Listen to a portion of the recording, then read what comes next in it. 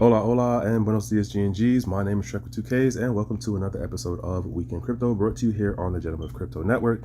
If you don't know, the basic idea is I cover crypto-related news stories that take place between a Friday and a Sunday, pop it out 08 Monday morning, and I do it with a no price talk filter, meaning you're not going to hear about what's the next DGen move, what's the next FUD thing. I don't do none of it, and I'm not sorry about it at this point. Been running it like this for, what, more than 2 years now, I want to say? But anywho, nonetheless, that's what this whole thing is about. And so for the folks who are returning, thank y'all for coming back. I appreciate y'all warriors. Hashtag, I appreciate the warriors, right? For the folks who are finding my stuff for the first time, thank you for taking the time to listen. Hopefully I say something that actually like gets you to think about it, gets you to come back, actually do a sub on my actual channel, which is actually Trekkw2ks, as you see how the name is spelled on this thumb. And that's actually the name of my channel. And yeah, so also, shout outs to the scammer folks. In last week's episode, y'all went ham with the bots. Okay? Y'all went ham with the bots.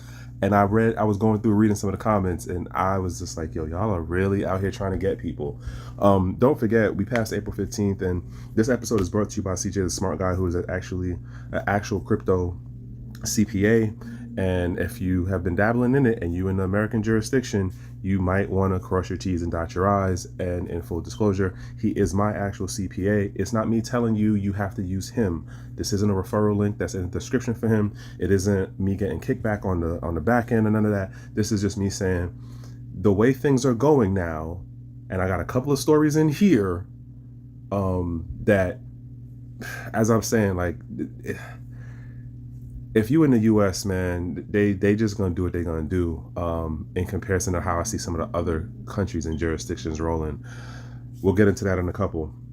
But other thing is also I appreciate the lurkers, even though y'all don't comment in the live chat and stuff like that, or even after the replays.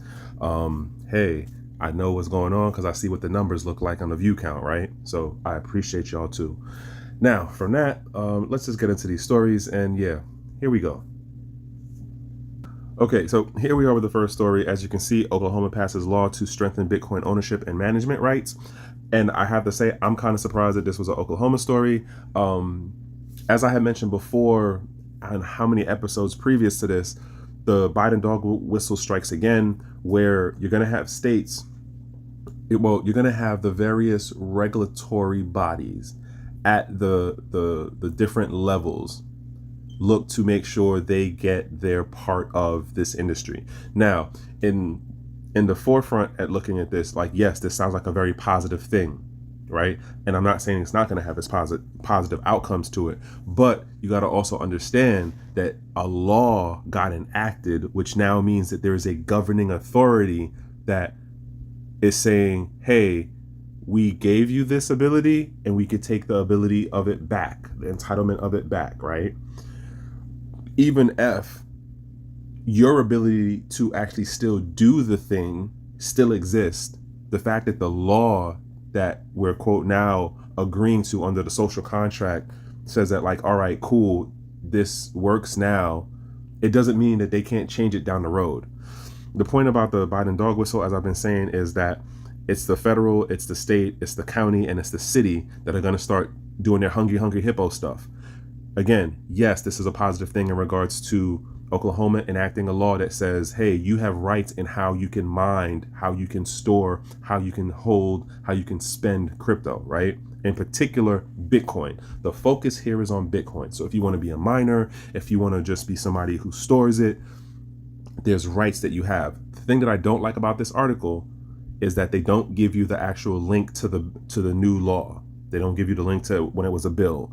A little bit more digging in regards to if you want to find that out, but the link to this article will be in the description. Other thing is definitely a shout outs to Coin Paprika, because they were the only ones that I seen that covered the story. I hadn't seen it on any of the other sites that I usually come across within the news aggregator site that I use. So I give them a clap for that, but at the same time, it's just like you could at least provided the link to give better detail as to like, well, what are the rights, other than just saying, well, you have a right to mining, you have a right to possession, you have a right, like, that sounds like it's giving you information. But if you know anything about how bills and laws are written, you know that there's definitely devils in the details for how things are defined. That's the key point in this. And then you get into the whole thing of like, well, is there anything about like what taxes would be? How's that playing in? The whole thing about KYCing and like registration if you're in the minor side of it. That's what this article is not covering. But I will also add, I would sideways say big ups to Brian Hill, Republican person, and Senator Bill Coleman, because they were the ones who really pushed this at the state level. But again, these are two regulators, so you know there's devils in the details to this. Just throwing that out there. If somebody's in Oklahoma or you're in a neighboring state, hey, let me know, like, how does this look on the ground, right? Other thing is, we're going to see more states doing things that are, quote, in favor as well as, quote, against this growing crypto blockchain industry. This happens to be an example of what right now looks as being in favor for the individual, the person, the citizen of the state. Yes, I did use a clickbait title to get some of y'all. I'm not apologizing for it. But hopefully this makes you think a little bit more about how you understand this thing that is going on in the legal realm of the right that they say they're giving you versus what you have as a right of individual sovereignty, right? Thought process, speech, your economics, like those realms and areas, like what is inherent to you as a human being versus what we have in a social contract with the governments, state, city, federal, etc. All right, y'all, I'm off that one, off to the next story. So, as we see here, ZK Snacks bars US users from Wasabi Wallet in wake of the Samouria incident. And so basically what happened here was the Samouria Wallet co-founder, I forget his name at the moment, he got arrested, and he was overseas when he got arrested. So I'm assuming like DOJ was in contact with like Interpol or whatever for him. Bottom line is they're going after the wallets, the self-custody wallets that allow for you to use Mixer technology. I got another story that goes into the dude from Trekkw2ks. And so that's what's going on right now. They are basically, as far as wallets go, right? And then pushing things into the realm of KYC, and then like the idea of law enforcement and government entities being able to track and trace everything within that. And I got another story for the UK. Oh, y'all over there are about to be in some crap. In that the wallets that are self-custody, and then there's wallets that have Mixer technology in them. The first part of the animal to attack for the legal folks here on the law enforcement side is let's deal with the Mixer ones first, because we can make the better argument about how those are used in illicit things. Because why would someone want to mix how they use money or what their money, where their money came from? Because you gotta remember, cryptocurrency as a technology is changing the understanding that we have as money as a medium, right?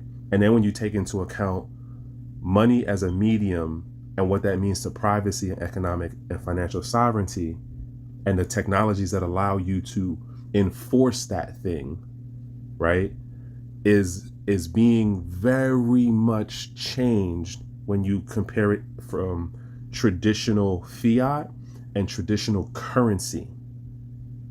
And so in the digital context, this is law enforcement looking to cut out one part, and eventually they're going to go after self-custody wallets. I said this a couple months ago. There was a story I covered about Ledger and how Ledger is a part of the network of wallets that do the filtering and for like wallet addresses or transactions that are tagged for like illicit activities. In my mind, and I said this back then, I was eventually going to look to leave Ledger. Treasure's also going to be on a chopping block. I'm not telling you where to go. I'm not telling you what to do. I'm just saying there's definitely a move that will go towards eventually clamping down on self-custody wallets, where it's going to be hey, there's a level of KYC. And some people are going to argue, well, hey, you already, use your home address and name to get it delivered to you. Yes, the vast majority of people have done that, but there definitely are those folks who have not. Nonetheless, there's going to be a shift in targeting. And you already have some of these wallets that are already playing ball with law enforcement to varying degrees. Some people fight it a little bit more. Some people just carte blanche give all of the info up. Hence why I did the story the other day about how the IRS was like, hey, we noticed that the numbers that we're getting from the exchanges and from like chain analysis and from the wallet companies, like that's not what's reflecting in what people are reporting about their crypto activity. So what y'all think is going to happen? Eventually, they're going to have to start pressing the self-custody wallet folks too. It's just a matter of when. Arguably, some of y'all might really want to work on figuring out other options. Again, I'm not telling you what to do, but you might want to start doing some due diligence, especially if you're not out here crossing your T's and dotting your I's on top of the table kind of stuff. You ain't messing with a CPA. You doing other things that might be in the gray areas. Just saying, if you're in this American jurisdiction, it's a lot of things that are popping up. And I said this, there's a story I covered a couple months back. The IRS won the right to be able to go into your financial records, even if you're not the primary person involved in an investigation. If they're looking at person A, you did a connecting transaction with them, they can get your stuff. Them nor the bank have to tell you. That's like a case they already won just last year. Anywho, let me stop beating that horse. The point being is, if you are one of the people who are into the whole privacy wallet thing, and I'm not saying this as though like, good actor, bad actor, whatever. I'm just saying, if you are using this side of the wallet technologies, you better start figuring some other stuff out, because ZK Snacks already said for Wasabi, like, hey, whatever y'all got on the wallet, if you're in the US and we could figure it out that you are, get it off. Arguably, we are being isolated in regards to technologies that improve or allow for economic sovereignty or financial sovereignty. Arguably. But anywho, I'm rambling on that one. Jumping on to this next story. As I say, link is in the description. And do remember, I'm not a financial advisor. I'm not a lawyer. I'm not a CPA, right? I just been in the space for a while, and it's been really interesting to watch how things have developed over more than a decade at this point, because Bitcoin is a teenager. Okay. As you see the story here, UK police secured new powers to seize crypto assets from suspects without making arrests. The devil's in the detail on this. This is a horrible article. The Daily Hodl, y'all did really bad on this one. And there's a reason why I'm saying that, because part of what they cover isn't really like new, right? They were already arresting people. They were already taking flash drives. If they were able to find your password, they were going to take those. If they were able to find the hardware wallet, they were going to take those. So that's not the new stuff. The killer of this whole article is they are going to be able to destroy your crypto asset. That's the kicker part. And the line is literally, where is it at? UK police are now also allowed to destroy a crypto asset, quote, if returning it to circulation is not conducive to the public good, end quote. There's another line, but like that's the line in that sentence paragraph that is the real clincher. You are now giving law enforcement the authority and the ability to mess in a monetary market. What? Like, who thought this was a good idea? And then on top of it, this is one of those things where you look at like indicator, trend, and pattern. Indicator. Someone thought this was a good idea as a way of being able to get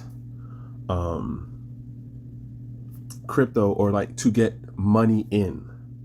Because I imagine down the road, whether it be in 3 years, whether it be in 5 years, but at some point before 2030, there is going to be a story about the UK police and how someone did something they weren't supposed to do, and this is going to play a part in it. Like, well, we had the authority to do blah blah blah. And then the other part of like, wait, so how are you sending this to a black address? Because for the folks who don't know about how tokens work, and like the whole thing with when you burn a token supply, what you're doing is you're putting it into a smart contract that doesn't have an exit address.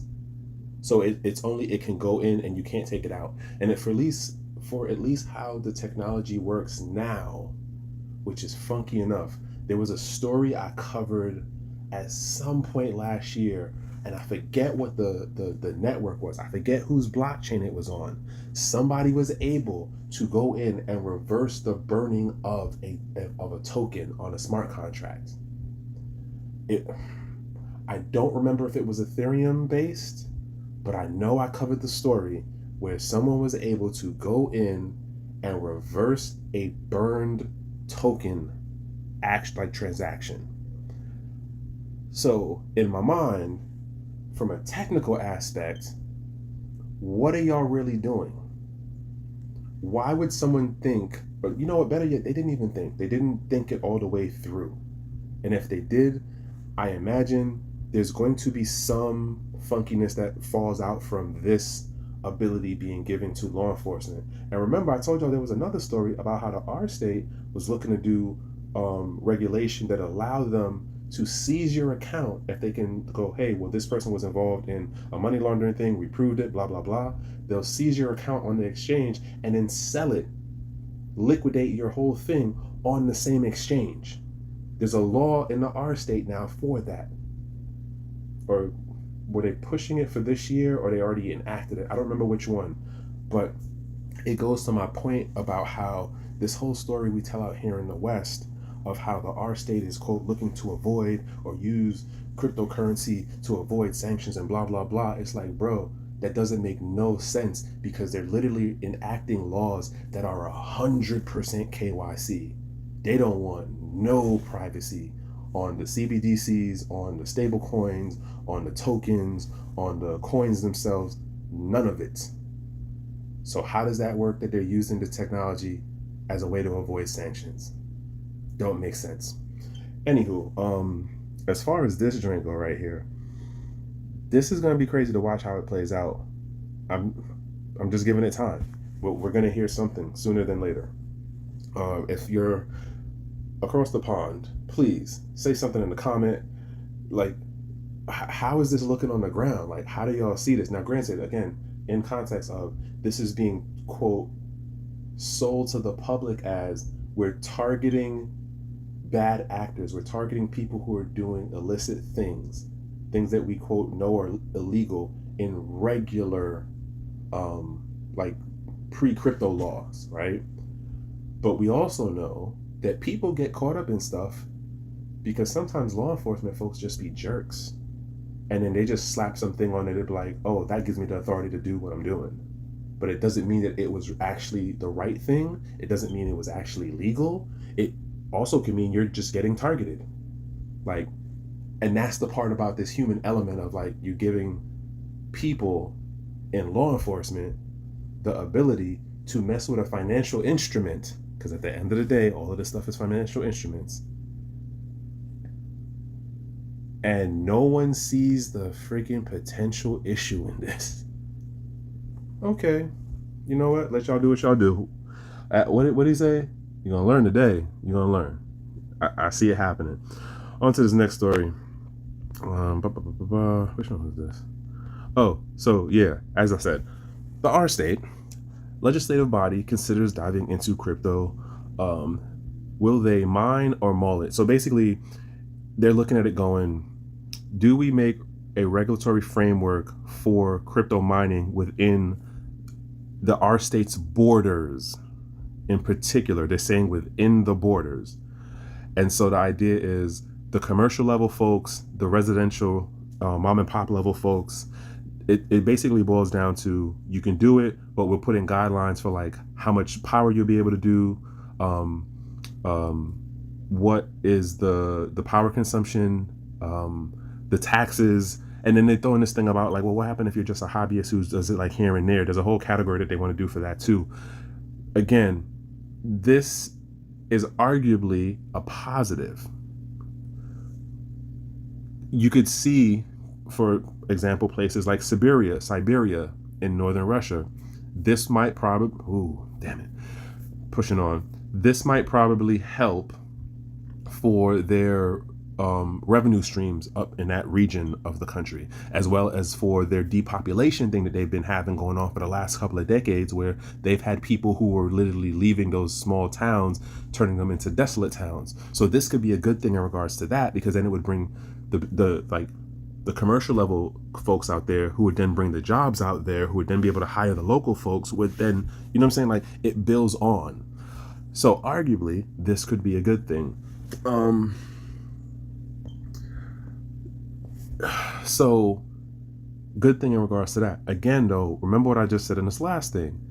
They not about this whole no KYC privacy thing. They want 100% KYC.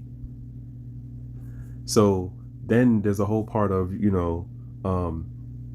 FRFO, in terms of you're going to be one of those people who are like, oh no, I'm going to try to sneak it.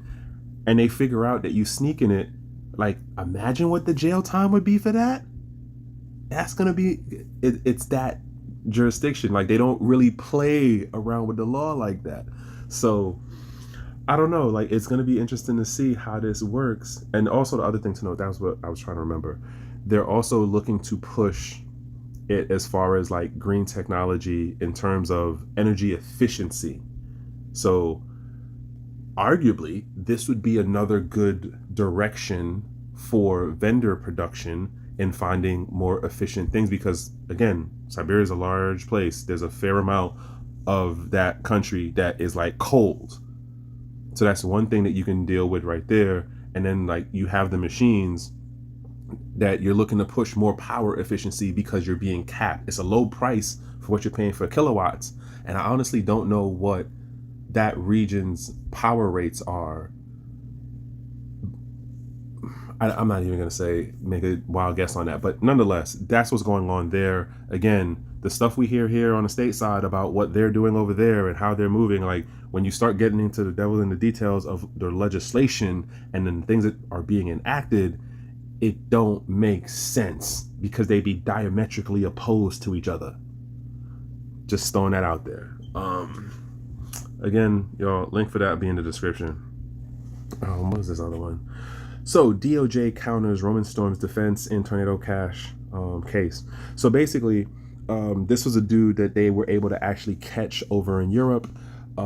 He's going, hey, I was just a coder. Like, I didn't actually facilitate money laundering. I didn't facilitate drug activities. I'm just the person who made the code.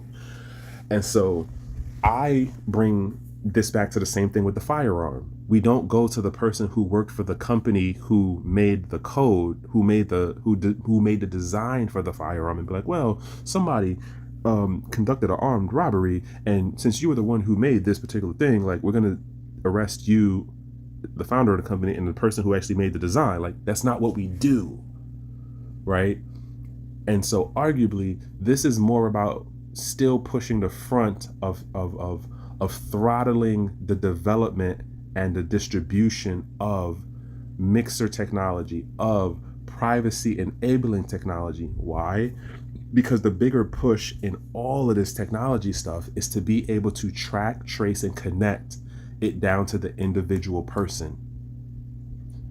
Money is the biggest thing that if you can track and trace it, you can tell a whole bunch about a person. A whole bunch. And so the government basically was like, well, no, you are actually a main person because you were doing more than, you were doing X, Y, and Z. And we, quote, have people who corroborated our interpretation of your activity. That's the bottom line of the story. I honestly think this dude is going to be in the ringer for a long, long time. I don't know if it'll be as long as Ross Ulbricht. And shout outs to him, shout outs to his mom, and the folks who are in that movement. I don't know if his if Roman's ordeal would last as long. And I only say that because now where we're at is where the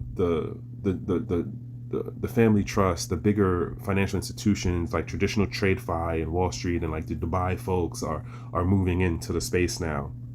And so there's a level of normalization that's happening around cryptocurrencies, blockchain technologies, privacy enabling technologies connected to blockchain, DeFi, and things along that line. And like, I'm not saying everyone under the sun knows like, you know, every aspect or even what a tornado cash technology is.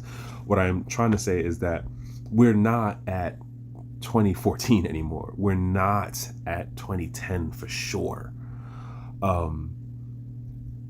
But the level of global awareness and the things that we have for what is going to take place before the end of this decade with the integration of varying crypto technologies or blockchain technologies and crypto use cases in terms of cryptocurrencies, like we're past the teenage years, y'all. Like we're past the teenage years. So that's my point to that of it. Hopefully, you know, he doesn't get Ross Ulbricht level stuff, but I also would hope that this goes back to something I was saying in one of the earlier stories. Like with the case of like Samouria Wallet, Wasabi, the parent company for Wasabi, ZK Snacks and all of them, and Phoenix Wallet. Like, if y'all see that y'all are being targeted like this by the law enforcement folks, why are you not pooling your resources together to be like, okay, let us go on the offensive through the legal means?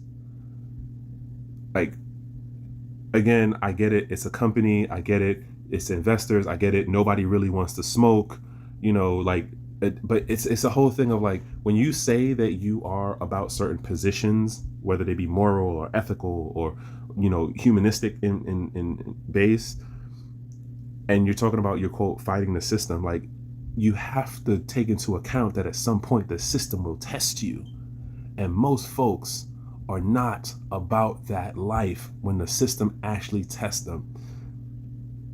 Some folks will go as far as they can until the money runs out to fight the system. But like, when you're doing it solo and when the system uses the legal means to undermine you for where you can't support yourself, or where you start being isolated from family and friends and your business counterparts, like, or your industry counterparts for like the company you worked with, that's a very hard place to be in.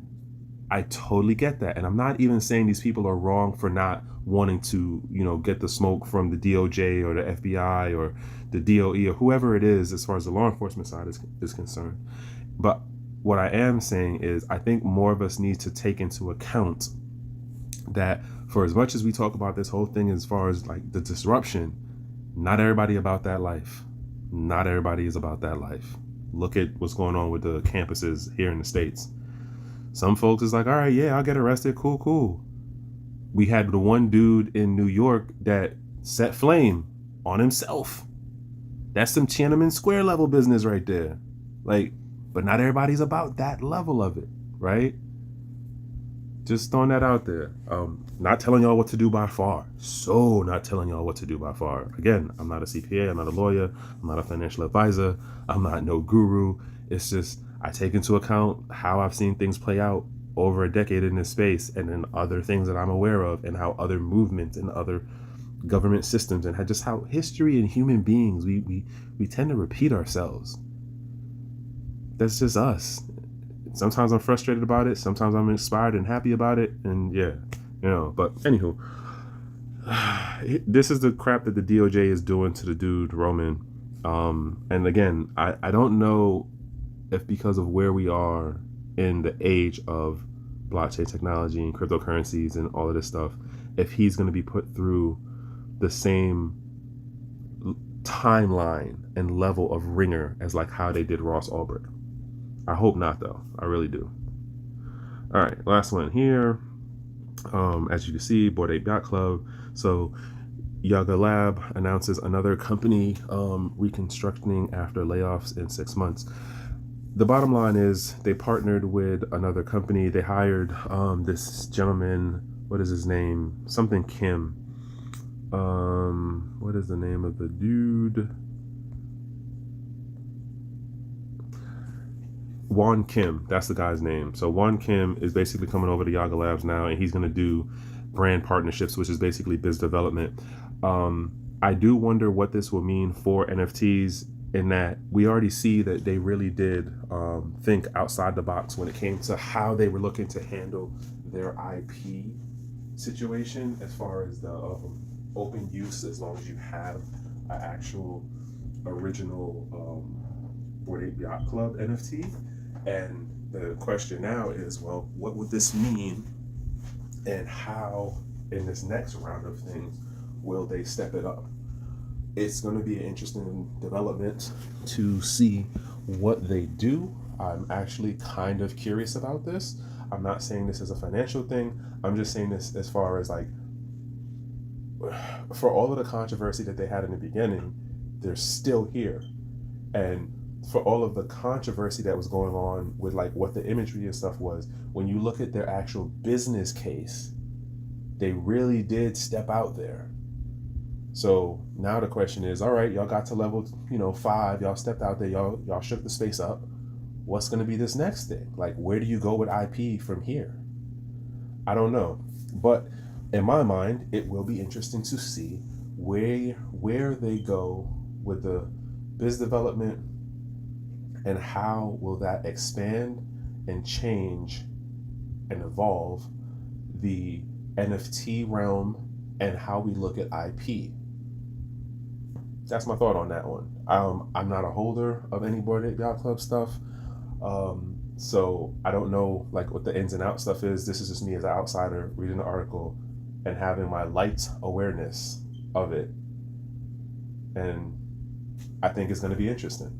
I honestly do. So what I'm going to say, that is my closeout. That is the last story. I kind of did go long, considering how many stories it was, but nonetheless, that is what that is. And hopefully I said something that kind of caught your attention, kind of made you wonder, kind of got you thinking. If you've been watching any of these episodes for how long, you notice I generally stay away from the price talk stories, and I try to find those things that are like oh wow, like I would have missed that if I didn't actually come across Trekkw2ks. I would have never known, because in my mind there's relatively always some crypto news happening. It's just like, who are you paying attention to, and like, what are they explaining to you to put things in context, right? Or at least give some framing to it. I'm not always saying that I'm the right way. I frame it in the best way, but I hope I do say something that gets y'all to think, right? As well as like cross-referencing it with other things that are on my radar. Not always crypto related. But anywho, it is Monday, and today's my mom's birthday, so I'm gonna go enjoy my time with her. Hopefully your weekend was a good weekend. The sun was out here sunning. It really was out here sunning. I was enjoying it. But other than that, y'all, as I say, have a P over B day. Before that, again, if you're looking for a CPA, CJ's link will be in the description. Full disclosure, he is my actual CPA. I get no kickbacks from this. It's not a referral link. I'm just saying, do your due diligence in how you pick your CPA. Because there's just some folks who are literally just buying the software and jumping into space and don't know jack diddly about it. He's been in the space for years. As I was saying, have a P over B day. If it cannot be a productive over a busy day, at least be in a safe space, in a safe place, and in good company. And from one human to the next, that is the best that I can wish you. All right, y'all. 1.